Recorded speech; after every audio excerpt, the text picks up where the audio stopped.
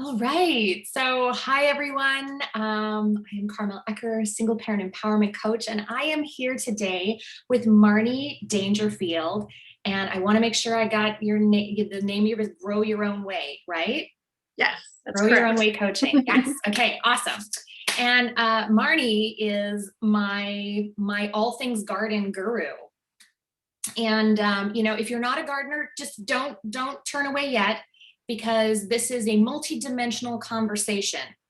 Marnie is not just about growing flowers for being pretty or growing vegetables for food. This is also a wellness conversation. So without further ado, Marnie, why don't you share a little bit about yourself and how you came to gardening as I just associate gardening with you. I even wore a flower print shirt today in honor of you, and drinking from a flowery mug. Here's from my flowering mug to you. My flowering shirt. Thank you. Awesome. Yeah. So share a little bit about your journey to this place. Hey, well, as mentioned, I'm Marnie Dangerfield. I'm a wellness and intentional creativity coach. And as Carmela said, I've been a gardener for many years, professionally and as volunteer. And my plant journey started many years ago. And in particular, well, let's fast forward through everything. The real, when um, I'm drawn to plants, I'm drawn to nature. And for me, a big passion of mine is helping people with stress and balancing stress in their life. And for me, being with the plants helped me with stress, and then, or got me to a state also to being open to other well-being techniques. But even just be slightly open, I needed to get my stress to a place that was down a bit, Yeah. and being in nature and connecting with the plants and looking at awe. When like this time of year, it's just, to me, there's such awe and wonder with every walk, whether it's in my garden or just around the city or in a, like, just there's so much new growth, new leaves, birds that are just chirping, and you actually get to pause and listen to the birds and look at the sky. Like lately our clouds have just been incredible, and so there's just all these moments of, it just stops me in my track, and I just feel so grateful, and I it definitely helps with my stress. And so the love of plants turned into my gardening business, which I've had for many years. And then I've been on my own wellness journey due to some health issues. And now I just love spreading the word about how everybody can garden if they choose. And my business is called Grow Your Own Way, because it is definitely about connecting to yourself and what's best for you. What I say may not resonate with you today, and that's fine. And my encouragement would be to find out what brings you joy. What do you love?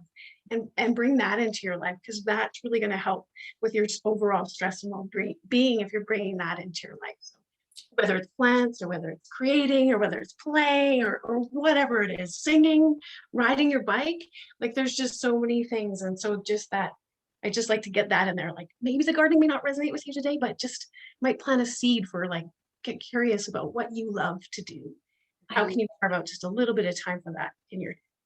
That's wonderful. I love that, Marnie. And I love that idea of, find the thing that brings you joy. Like it may be gardening, it may not be gardening, but try different things, and give a little bit of time to see if it's something that really fills you up, and like for you it does reduce your stress levels, right? So what is it about gardening and being in nature that actually brings those stress levels down? Yes. Well, it's great. I just put a book down that's called Your Wellbeing Garden that I've been tearing into, because it's so great now that they're actually are starting to study the well-being effects of time in nature and being in your garden. And so there's this, they call it vitamin G. There's so you cannot get too much Good. vitamin G. We are, I mean, we are of nature. We are nature. We are part of nature.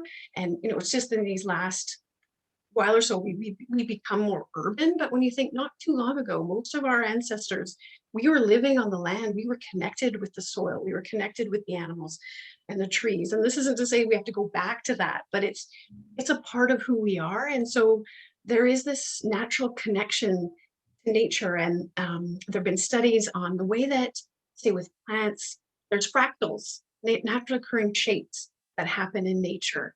And they're shown, they're good for our brain. They're not as confusing as, say, some of the digital things we're having to look at that we're making.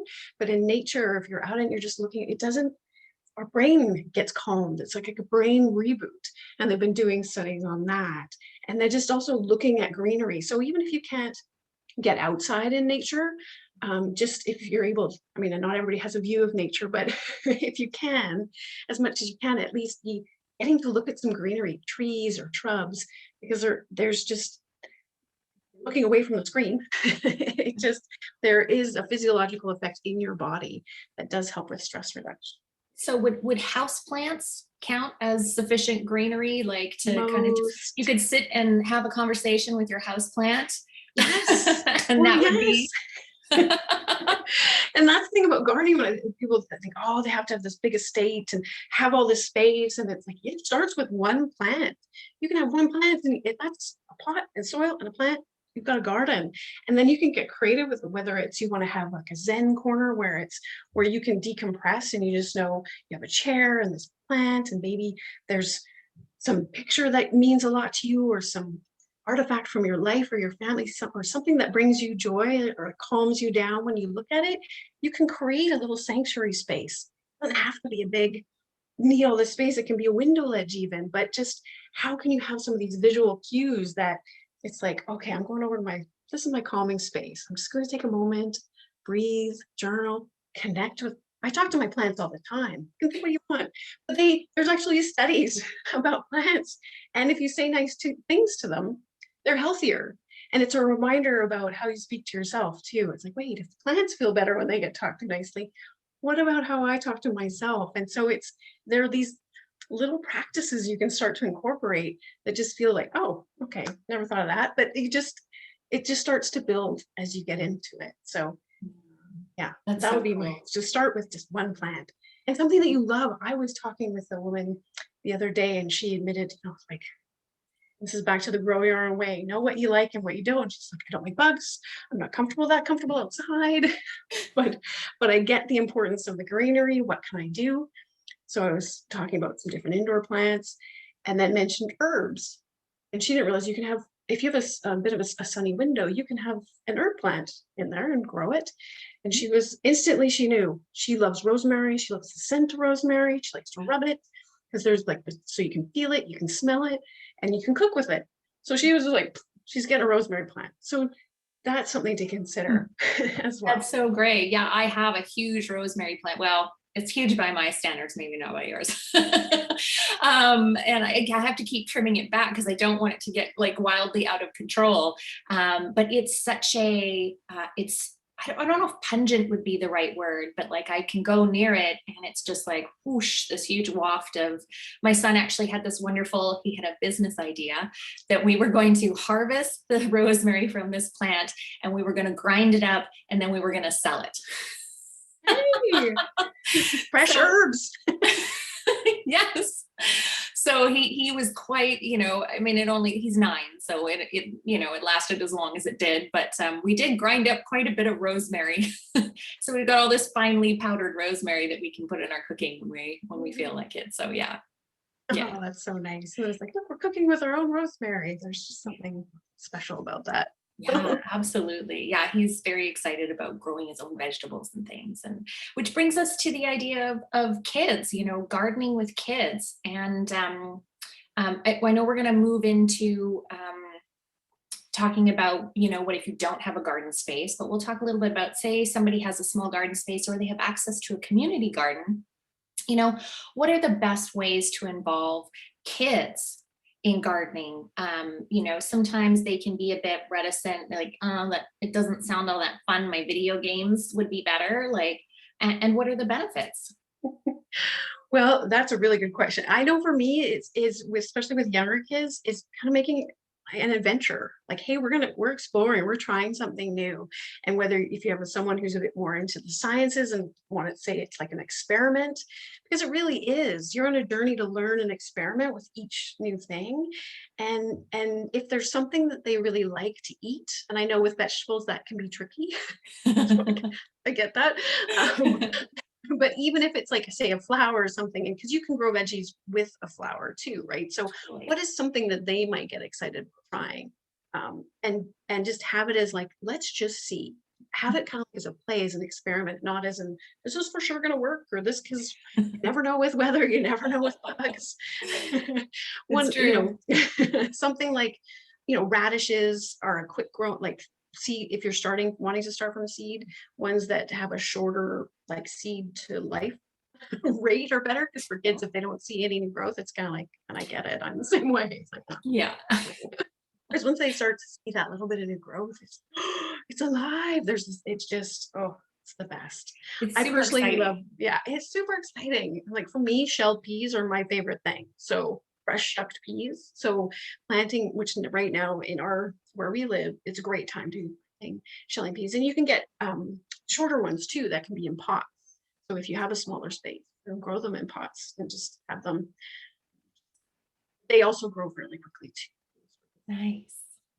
Yeah, I love that idea of making it an adventure and even involving them in the process of choosing what you're going to plant, whether it's flowers or it's vegetables, and getting them really excited about the process. And I know last year we germinated a bunch of seeds and we put them in, and my son was really excited. We'd check on them every day to see, what was up, and so yeah, very exciting. It's like you're helping with life, you're co-creating with these plants, and it's just, and then when they some not all of them from seedlings are going to make it, but some, so there's life lesson there. Well, they don't all make it, then some do, and then when you get to actually, say, even with your rosemary, eat it and have it, there's just, it's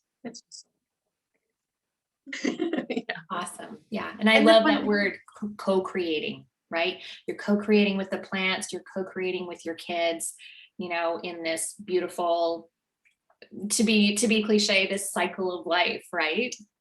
and it's true though, it's like, but and that's the other part, is it connects you with the seasons. You start, we can get disconnected in our cement buildings and cities and not notice the moon and notice the season changes. But when you're attached to growing plants, and especially vegetables in particular, there's certain times you can do it. And so you're really starting to notice you start to notice the weather more, what's happening, you care a bit more.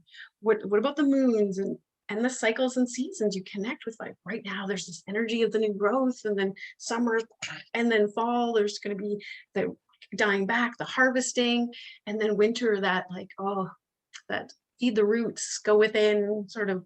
And we're a part of that whole process too, so we connect with it more when we are. We absolutely are. Now, what if someone doesn't have access to a garden space? What would be some tips that you have for bringing the garden inside? Say someone's in an apartment, with or without a patio. Not all apartments have patios, right? Yes, exactly. And with indoor plants, I always give the provider, a lot of plants are safe, but if you have pets, I don't have any pets, so I'm not as good as knowing which plants are safe for pets or not, but it is something to consider. Just so you know, but it depends on, this is another fun part. You start to get to know what what are the directions? Where are you? North, east, south, west? Like, I know for me, when I started gardening, like, well, how much sun do you get? I was like, I have no idea. Well, where's the sun? I'm like, which is east, which is west? I didn't know. So if that's you, be kind to yourself. And once again, it's part of the exploration. Be compassionate. It's like you're learning, and it's so fun. That just let that inner critic have a break. You're just out here to have fun with it, and get to connect with your space and place. And whether this is your forever place or not, it's like, hey, this is where you are now. How can you connect with, okay, which direction am I facing? Does this window face north, south? What kind of light? Is it morning light, afternoon light? Because those are going to affect the type of plants you're able to plant indoors. Because there's many plants that can be grown in with low light. Mhm. Um, I don't want to go through them all, No, no. Like, people but can go to their local gardening center gardening probably and find centers out what would and be. exactly. And even if, someone like, I just don't have any space, I don't really have anything. I have this one. Hi. It's called an echavaria, and this is a very small one. But these are air plants, so Oh my God. they don't even need. So I have mine sitting on a little. I'll show you. This was a gift one year at Easter, and it just sits there. And every now and then you have to put a little water on. But if there's enough moisture or humidity, you don't even need to do that. Oh So my God. there's no soil, there's no, but you can, and there's like some people I know they have these hanging things and they've got them spread out. So even if you're like, I don't like soil, or you can ecavaria, they are air plants. Echeveria. Okay, cool. And I think we'll put the spelling for that in the comments Okay, yes. so that people can figure out But how to find those. there's tropical plants. But as I said, there's birds in your window, and once again, connecting to what you like to look at. Some people might really like look of a certain plant, and you're like, that does nothing for me. Walk around a couple garden centers and see if there's just with kind curiosity, like, is there a plant leaf or a plant texture, something that you're like really drawn to? Listen to that, because that's probably a plant you may want. And just so it doesn't have to be like, this is the plant you must get. It's listening to your own, what's drawing, what you're drawn to Visually. visually. And sometimes it's just to like, oh, I just really, you're shopping and they're like, oh, what is that? I love it. I love it. I love that plant. It's like, I just love that plant. That's just, you get it for sweaters. Why can't you have it for a plant? Absolutely, absolutely. Now, what about for someone like me? I give it the old college try, as they say, every single year for gardening. But I generally let people know I have a brown thumb. I feel like I was not built for gardening. Or I was not programmed for it. So for someone like me, what is a really simple way to get going, whether it's indoors or outdoors, so that we don't kind of feel like we don't label it, like you said, letting go of that inner critic and not labeling myself with, oh, I suck at gardening. Exactly. I always think like nobody has that thumb. Nobody has the brown thumb. I'm a firm believer. Everybody has a green thumb. Sometimes there's just stuff covering over it, and it's just a little bit of nurturing, tending to get that green thumb out. But I personally believe everybody has a green thumb. Awesome. And part of that is finding that connection to something that you want to grow. And for a bit, maybe there isn't something, but I'm sure there's something. And so, I mean, I guess for you, I'd say, like, is there something that you love looking at, or something you like eating? Like, what for in the plant world, is there something when you're walking in gardens, you're like, I love that plant? Have you ever had, and you may not know it right now, but just I'd encourage as you're walking around, around the city and gardens, like what is that? Because those are the ones when we care about a plant, and you're like, ooh, then that green thumb starts to just peek out. I love but that. if it's I really should be growing this, if I should be growing this, I should be doing, it's like that starts to brown the thumb a little bit. I think that's a really important perspective, and it explains why the plant in my bathroom is struggling, and this other plant, because I don't really love it. Like, it's there because somebody told me I should have something green in my bathroom. And I was like, oh, here's a plant. But then I have this lovely plant that actually flowers for a shockingly long time outside in my garden, and it's just in front of my kitchen. And I love looking at this plant, and it's been there for several. And maybe I'm also just lucky that it's a plant that does very well in that location for reasons that have nothing to do with me being any good at gardening.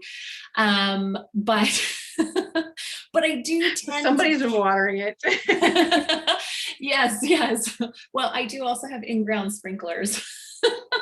That's one of the bonuses of being in a condo complex. We often have the watering system already set up. But yeah, so there are things that have thrived. I have an oxalis. I think that's what it's called. I know I'm not pronouncing right, but I'm close. That one sits on my kitchen in the window. And it has been with me for, I don't know, over a decade. Like, plants don't last that long in my house, in my care. I've actually sold plants because they were starting to die. And I was like, somebody has to take this pot and all, because this is going to die under my tutelage. So yeah, so that's really cool to know that, simply because you love something, that love looking at something that it may bring out that green thumb that you don't think that you have. Exactly. Yeah. Yeah, definitely. And there's one indoor plant that I often will put out as like, if you're starting and you want to try, I find it help. It was one of my first ones when I got into gardening, and I got a like consciously chose to bring a plant to tend into my home many years ago. And it's the peace lily, and it's an indoor plant, and it gets little lovely white flowers, and it has big green leaves. So it's quite lush greenery to look at. And what I appreciate, I mean, I originally got it because I was getting plants to help clear the indoor air, because there's certain indoor plants which are better at actually helping clear your yeah. So that's a whole other topic. But yes, there are definitely plants that help clean your indoor air. And this was one of them. And I love the shape of the leaf and such. But what I learned with it was that they communicate, which, oh, but What it do you mean does. they communicate? Yeah, well, I didn't know. With each other or? Because instead of just like with some plants, you have very small leeway. If you forget the water, they just go, I'm gone. Right. And then but with the peace lily, they do this, they start to droop. So Mhm. if you're like, and they give you a pretty good notice before they will shrivel up, where it's like, I'd be like, oh my gosh, it's just sort of like, please water me. And then you water, and then a little while later, they're like, okay, that feels great. And it's like this training of like, oh yeah, I chose you. You were new to me and I forgot about you. And also having the grace that if that happens, it happens to everybody. Be kind to yourself. You're not a horrible gardener or a horrible person. I think I still kill plants. I've been gardening for a long, long time. So, but yeah, Thank so you for saying that. yeah. Oh yeah. And I've done the same where I've realized I've got a plant and I just don't have the right space for it. And so I find a new home for it, because it's like it's struggling. It's not necessarily your thumb. It's just could be the conditions and stuff just aren't right. And so finding a new home for it is just a really wonderful thing.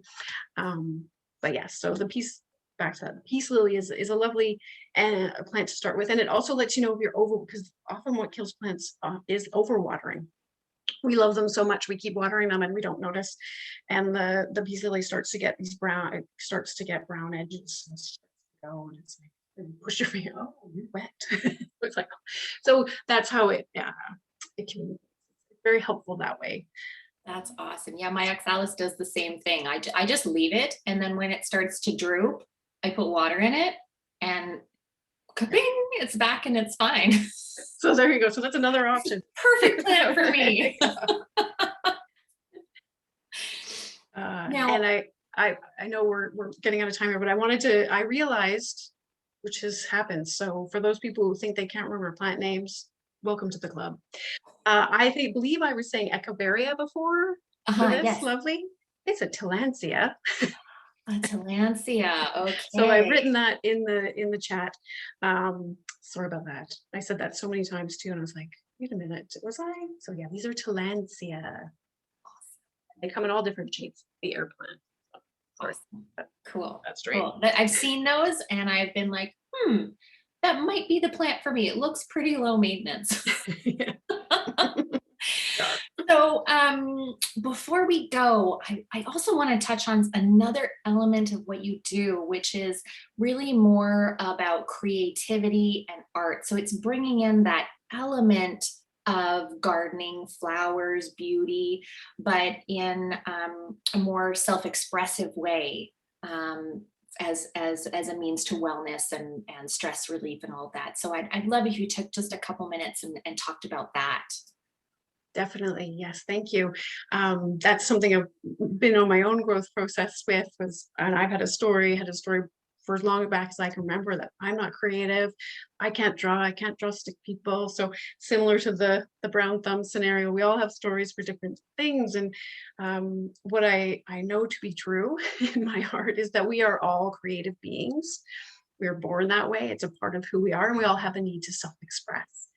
And it can be in whatever form. In gardening is one way to do it. You've got this canvas of the soil and the sky, but there's or cooking and dancing and singing. There's so many different ways to self-express. Writing, And with the intentional creativity that I do with people, it's really a way of, it's usually with pen and paper, or it can be painting. We do painting as I've well, been admiring your painting in the back. but it's accessing your inner wisdom, getting past that lovable, that I've learned to dance with my inner critic. I'm going to say that inner critic is just going to be there. Part of it is there is to protect. I know, to protect me. And it's like how things that I can do with creativity to connect with my inner knowing, my muse, and help others do the same. Because there's, it's not about not looking for help from people and things like that, but there's just so much outside ourselves for answers to things. And really, we know ourselves best if we allow ourselves that time to connect. And by that self-expression piece, by drawing on the paper, putting a journal inquiry, and allowing the pen to just move on the page, just doodling without needing to actually be of something. It's not what it's about, but you can actually, even just talking about stress, to help if you're feeling stressed, you start to focus on your breath, have a pen and paper, and just allow your pen to just float on the paper and just doodle. It actually helps to calm your nervous system. So that's another tip. But yes, so That's so cool. And of course, like coloring would be kind of the same idea where it's just like it's not as much doodling because there's a form already there and you're picking the colors, and it's about, not worrying about. I remember when I was, and this may be slightly off topic, when I was young, I had written something, or I'd drawn a picture, I can't remember exactly what it was, and it was a blue rose. And for whatever reason, I was like, I'd labeled it stupid because there's no such thing as a blue rose.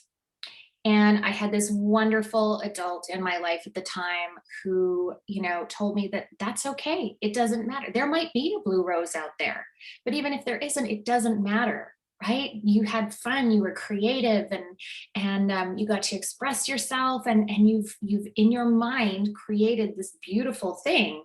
And I was like, oh.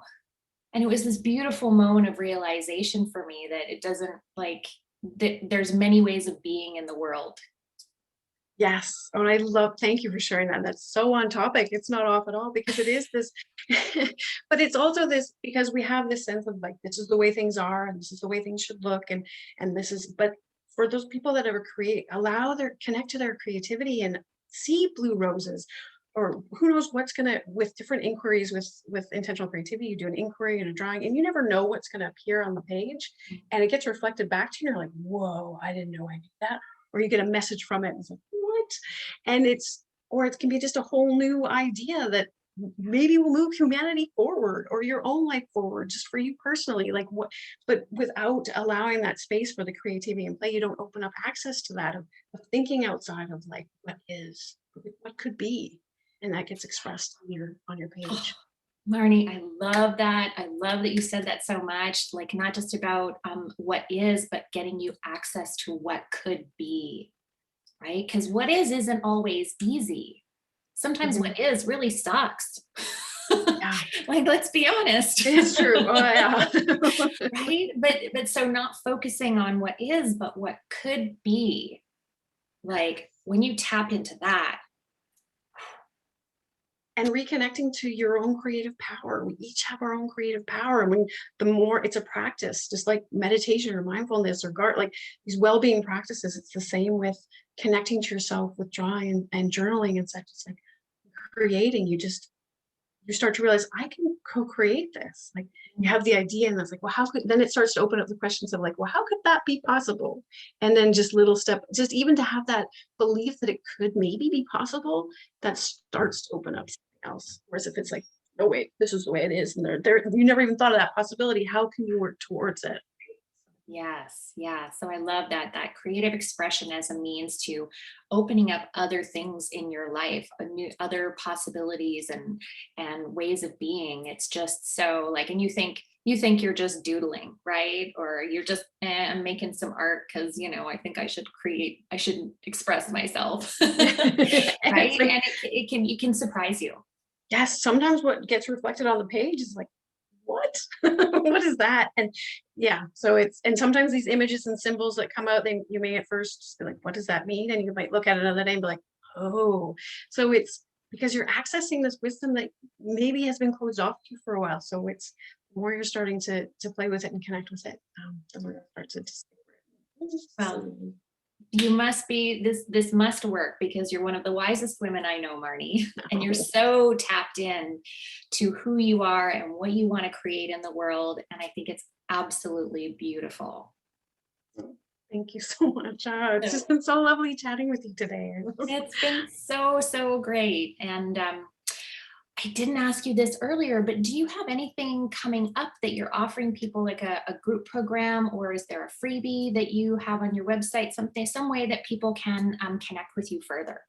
Ooh, at the moment, I will say on my Instagram is the best place. I'm about to be releasing some dates for, I'm leading some intentional creativity circles. So it's a way to connect with other women and connect with yourself and just the idea is play, create, and grow. And it's there.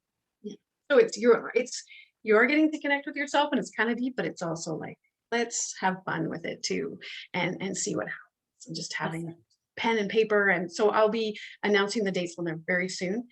So that'll be the best way to learn about those. That's great. So what's your handle on Twitter? How can you find, Oh, or sorry, Twitter, Instagram. Instagram. It's at Marnie Dangerfield. So I can Okay, and I'll make sure that that goes in the comments so that, or in the description, I'll figure it out okay. when I post this. And yeah, that way people can connect with you, yeah, and learn about all the awesomeness that you have coming up. I think that the create intentional creativity circle sounds absolutely amazing, and so we need more of that, right? Yeah. We can get so by, especially right now, we've been going through COVID for a year, and I think people are feeling really closed down, walled off. Yes, we have things like Zoom to connect us with the outside world, but it's just, I don't know, it feels like there's something missing. And so maybe that intentional creativity time could Mhm. shake things up a little bit and get us motivated and riled up again. Yeah. Yeah, so thanks. Yeah, I hope so. I mean, it's part of the goal is also that it's like a place to de-stress, to just kind of calm, connect and calm, but also get to create. And you never know what might arise. So, and of course, with me, there's always going to be a bit of a nature theme or a garden theme. It's come sneaking in there like seeds of intention. So expect a lot of garden metaphors, but it's also a lot of fun. Awesome. That sounds so great. All right. Well, thank you so much, Marty. I've so enjoyed our conversation, and yeah, we'll make sure that those links go in the comments. I'll talk to you soon. I know that. Yes. Okay. Hey, take Thanks so care. much.